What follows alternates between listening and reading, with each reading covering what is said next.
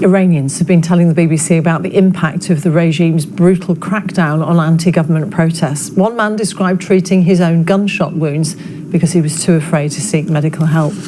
Iran's rulers imposed an internet blackout more than a week ago, and the international media are barred from reporting from inside the country. But our correspondent Lucy Williamson has been speaking to people who've crossed the border into the Kurdish area of Iraq, and she sent this report.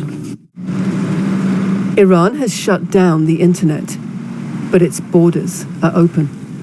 You can't call Iranians inside their country, but you can speak to them here at this remote mountain crossing to Iraqi Kurdistan, carrying stories of a country locked behind an invisible wall. No one would speak on camera, afraid of the regime's watchful eyes.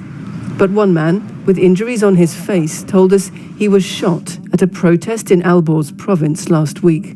I was hit in the face by around 7 pellet rounds. They struck above my eyelid, on my forehead, my cheek, my lip, under my ear, and along my jaw. I had to use a razor blade to cut one of the pellets out. 5 are still stuck in my face. I was too afraid of being arrested to get medical help.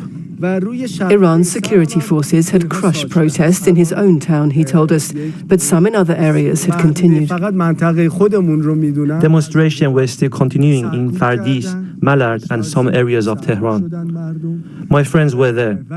We were constantly on the phone. On Tuesday night, the protests were still going on, but I haven't had any updates since then. The BBC has seen no hard evidence that street protests are continuing.